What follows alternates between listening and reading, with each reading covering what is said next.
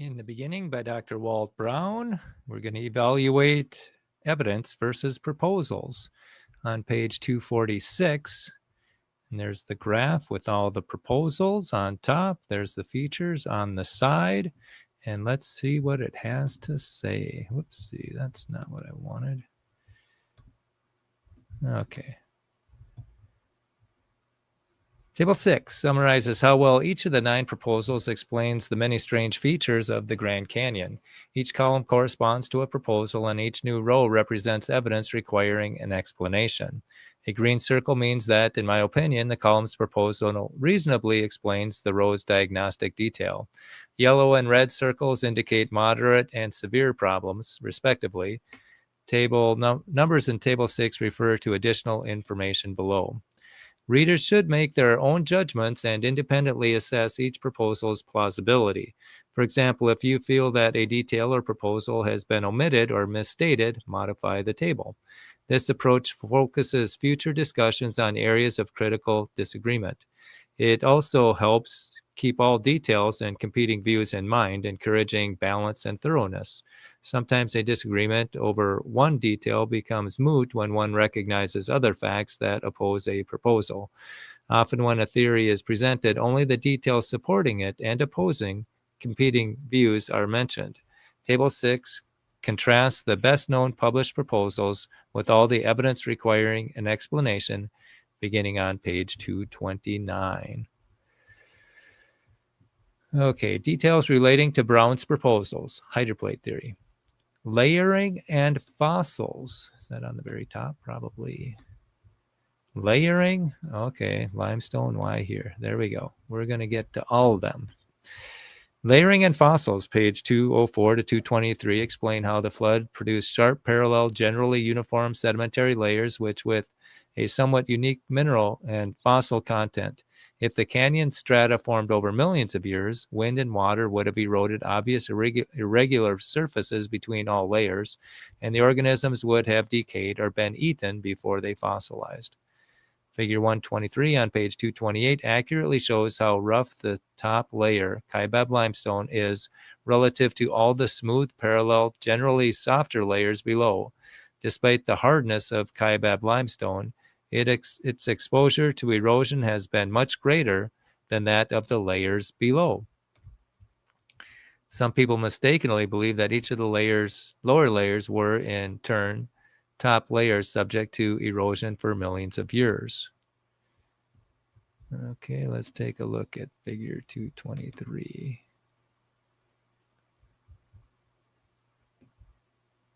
Figure 123. Oops. That was not what I wanted.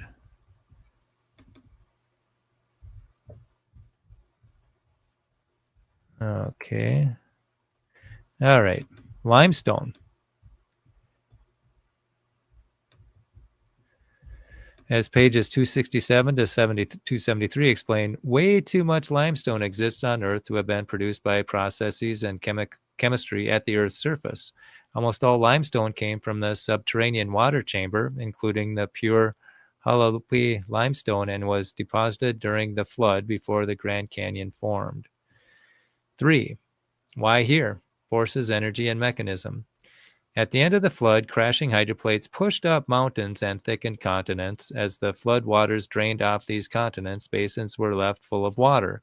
Therefore, lakes were abundant immediately after the flood.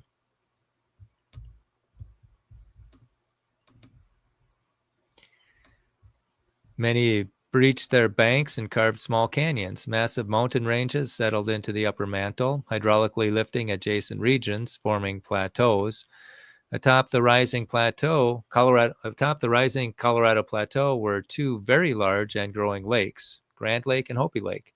They had great potential energy relative to the base of the plateau, and therefore huge erosion potential. The higher the water, the greater its potential energy. That energy was cashed in as Grand and Hopi Lakes breached and released their water down the western edge of the mile-high Colorado Plateau. Also released were large volumes of high-pressure subsurface water surrounding Grand and Hopi Lakes and the freshly cut canyons. The subsurface water released into the Grand Canyon may have exceeded the water in Grand and Hopi lakes combined. The resulting 216-mile erosion gully extending down through the western edge of the Colorado Plateau is the Grand Canyon. Prediction 17. After the flood, hydraulic pressure generated by the weight of the sinking Rocky Mountains lifted the Colorado Plateau and produced thousands of deep vertical cracks. Drainage of groundwater through those cracks widened many. Some became slot canyons. Cobbles and sediments filled those deep cracks and will be found miles below the floors of Slot Canyon. Okay, although lakes at high altitudes experience high evaporation, the newly formed Rocky Mountains intercepted the moist eastward moving winds generated by the warm Pacific Ocean, which was heated by extensive flood basalts for centuries after the flood. See pages 163 to 201. This produced considerable precipitation and drainage west of the Rockies, feeding lakes on the westward slope. Spillage from higher elevations also contributed to the final breaching of Grand Lake, which in turn breached Hopi Lake. Surging water from both giant lakes quickly swept off the Mesozoic sediments from at least 10,000 square miles south and west of the funnel. Number 4. Why so recently? Did the Grand Canyon form during the last 1,000th of Earth's history? Only if 1. Radiometric dating is correct, and 2. The Colorado River carved the canyon. As explained earlier in this book, both ideas are problematic. Besides, so many early rivers having more time to flow should have carved many deeper and longer Grand Canyons. Marble Canyon. Marble Canyon began as a tension fracture, therefore Marble Canyon has narrow vertical walls and follows a fairly straight path. The Nankoweap region at the southwestern end of Marble Canyon is an exception that is explained in item 13 below. Marble Canyon ends where Hopi Lake breached at Hopi Falls, where today the Little Colorado River intersects the Colorado River. Notice figure 122, that the torrent flowed away from Hopi Falls, eroded smoother, and widened the region just south of the yellow perimeter. Okay, figure 122. Let's check that out. Wait, what page are we on here? 348. No, 249. Okay. Figure 122. Oh. Nankoweap. Unusual erosion. Okay. Go back to that.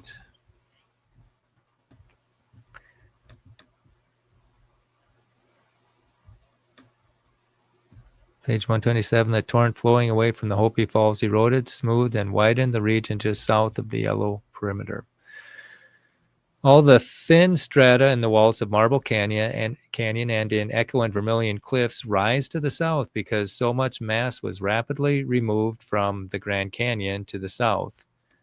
Figure 129 shows that these strata also rise toward Marble Canyon because the spillage from Grand Lake stripped off so much mass above and flanking what is now Marble Canyon. Also, Marble Canyon is a deep vertical crack and thus a line of bending, weakness, and uplift. Had these 2,800, 2,000 in the Great Denudation, and 800 in erosion, cubic miles of debris been removed over millions of years instead of in weeks, the slow buildup of stress would have been distributed over a wider area, resulting in less dramatically tipped layers. Okay. So much mass rapidly removed.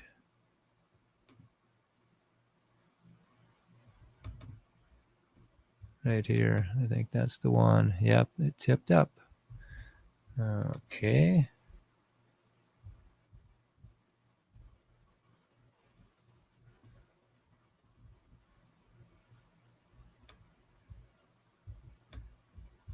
Okay. Side canyons, distant cavern connection. Subsurface water released by faulting and the rapid downcutting of Marble Canyon and Grand Canyon, far below the high post-flood water table, carved dozens of large side canyons. They in turn released groundwater on their flanks, barbed canyons. As thousands of cubic miles of rock were removed from the Grand Canyon area, the land below it rose. That lifting tipped the land around Marble Canyon, so subsurface water drained northward, although the Colorado River's flow has always been southward through Marble Canyon. Those subsurface flows then joined the subsurface flow already spilling out of the newly opened walls of Marble Canyon. Naturally, the east wall's water was spilling to the west, and the west wall's water was spilling to the east. Therefore, the generally northward paths of the subsurface flows hook in and enter both side canyons of Marble Canyon at right angles, with so much material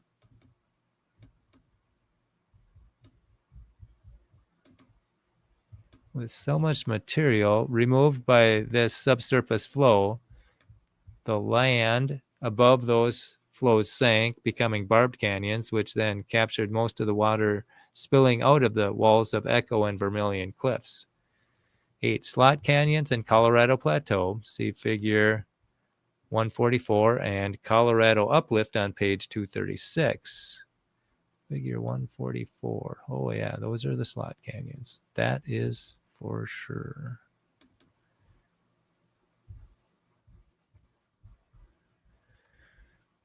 9.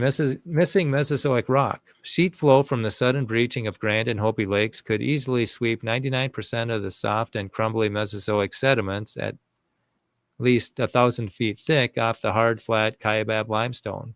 On the Colorado Plateau, these sediments are generally missing southwest of Grand Lakes Basin and west of Hopi Lakes Basin, but almost nowhere else. Millions of years of rainfall and meandering rivers would not do the job and would leave meandering erosion patterns. Perpendicular faults, arching, and inner gorge. With so much material removed by the eroding waters of Grand and Hopi lakes and by escaping subsurface water, the basement rock directly below all the flood-deposited sedimentary layers arched upward and cracked. This opened the deep, steep, narrow, and rough inner gorge of the Grand Canyon, allowing even more erosion and removal of sediments above the crack. Hydraulic pressure, driven by the sinking Rocky Mountains, lifted deep blocks whose tops were then eroded by the violent water, thereby continuing the uplift. These blocks were fractured along the vertical planes of greatest weakness, perpendicular to the 216-mile-long axis of the canyon. Prediction 18. The inner gorge is a tension crack. Acoustical or seismic instruments should be able to detect this deep V-shaped crack far below the bed of the Colorado River. The Colorado River seldom turns and follows these faults because the violent draining waters had already carved most of its channel down off the western rim of the Colorado Plateau before the faults formed. Missing river. There's no evidence for a pre-canyon Colorado River because the river never existed before the Grand Canyon was excavated. The river is a consequence of the excavation, not a cause. Missing talus, Kaibab Plateau. The torrent of water spilling southward from Grand Lake swept away much of the talus that would otherwise be at the base of Echo and Vermilion cliffs. That torrent undercut Hopi Lake's northwestern boundary, releasing a wide, powerful waterfall. It was roughly 13 times higher than Niagara Falls, and for a few weeks discharged more than 100 times more water each second than Niagara Falls. The violent flow of water on the west eroded a path through the rising Kaibab Plateau.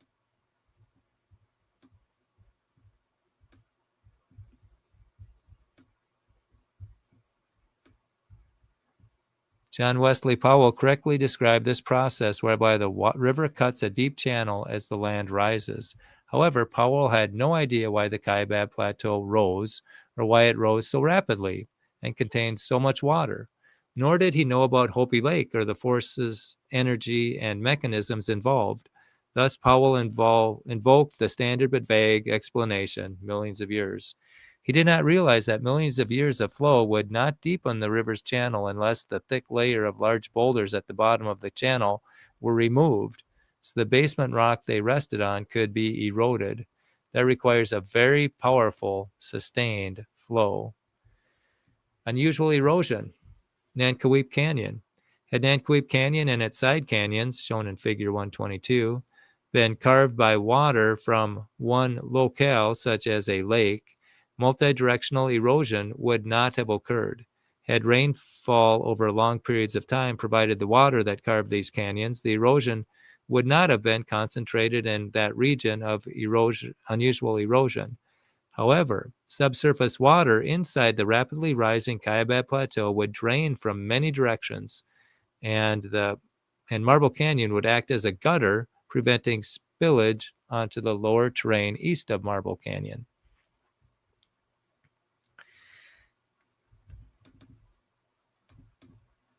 The vast subsurface water in the Kaibab Plateau could excavate Nankoweap Canyon and its tributaries, support humans and their agriculture for decades, carve a channel through thick mud deposits, exposing rounded boulders 200 feet high along Nankoweap Creek, deposit slumps, landslides, and rockfalls on top of what later became Nankoweap Mesa, and create the largest delta within the Grand Canyon. Because all this happened only a few thousand years ago, the Colorado River has not yet removed Nankoweap Delta. Humans left Nankoweap Canyon when their water source could no longer support them. Missing dirt. At least 2,000 cubic miles of Mesozoic sediment were stripped off the layers surrounding and above what is now the Grand Canyon. Only then could the 800 cubic miles of sediments be removed from inside the Grand Canyon. There was plenty of water to transport all that dirt downstream from the Grand Canyon, primarily to the northernmost 220 miles of the Gulf of California. Relatively few sediments were deposited along the Colorado River as it flowed south toward the Gulf of California. Rounded boulders mixed with sand and clay are often seen where today's side streams have cut channels 100 or 200 feet deep. These rounded boulders show that they were tumbled and transported by high-velocity water. Unsorted mixtures of sand, clay, and boulders show that the turbulent, muddy water suddenly slowed, dumping the unsorted mixtures. Figure 147 and 148. Aha.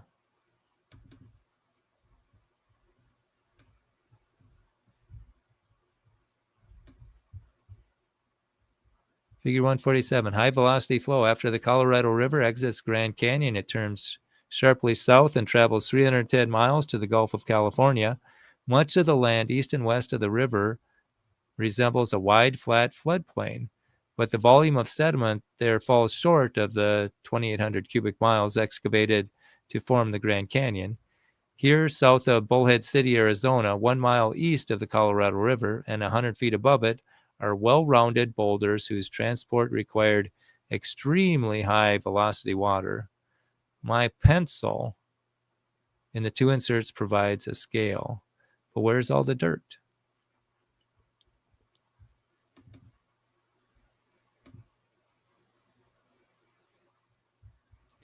Missing talus.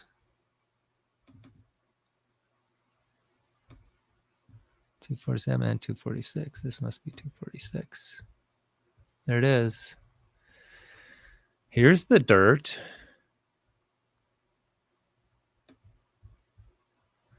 It's right where we'd expect it if we understand the Grand Canyon's rapid and violent formation.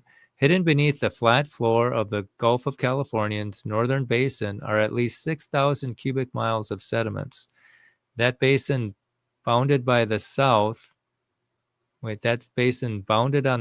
by the largest islands in the Gulf has an area of 15,000 square miles, 220 miles long and 60 to 100 miles wide. Sediment depths are up to 1.2 miles thick. About half of the basin's sediments were rapidly deposited from the Grand Canyon on the figure's northern horizon. along the path now occupied by the Colorado River. Why is the North Basin's 15,000 square mile floor so flat? As the Grand Canyon formed a few centuries after the flood, thousands of cubic miles of sediment were swept into the basin within weeks. Larger particles settled out first near today's shorelines. Finer particles settled out last, but until they did, the muddy water, because it was denser, flowed to the basin's deeper regions where the mud eventually settled, smoothing the seafloor. At the end of the global flood, draining surface water swept sediments to lower elevations. For years afterwards, swollen rivers flowing down to the lowered sea level cut channels and small canyons into these deposits. Over the next few centuries, the sea level rose and covered some of these channels. Today, they are called submarine canyons. For details and evidence, see the Hydroplate Overview chapter that begins on page 121. The Gulf's submarine canyons, not buried in sediments, are in the southern end. Why? A few centuries after the flood, when the Grand Canyon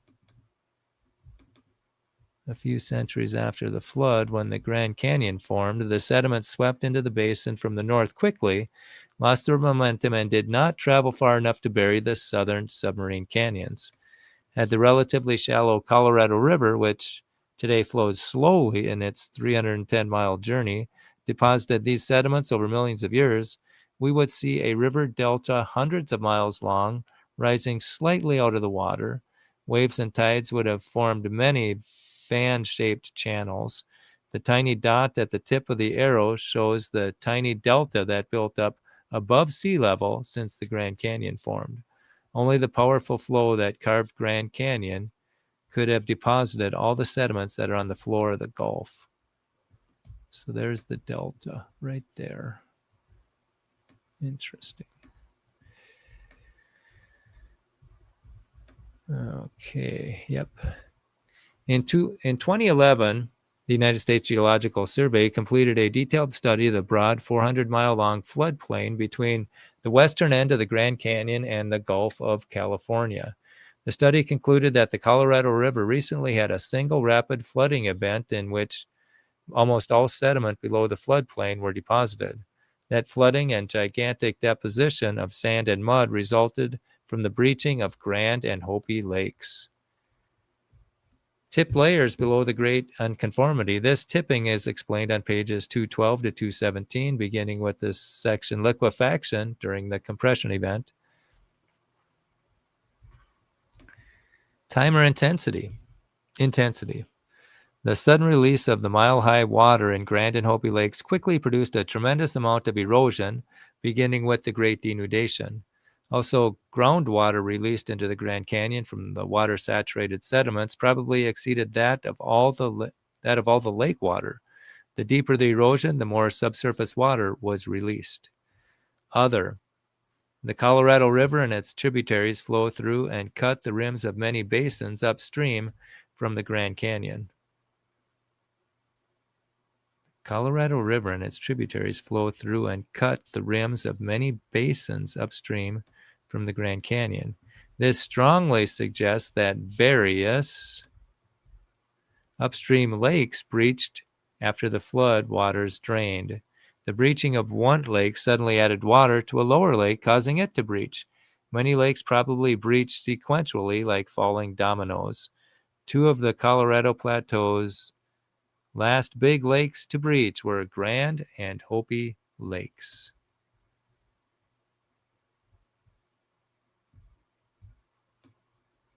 And this is going to be Powell's. Okay. This is In the Beginning by Dr. Walt Brown. And this was the different features that the hydroplate explains, starting on page 249. And this is available at hpt.rsr.org for a free flipbook.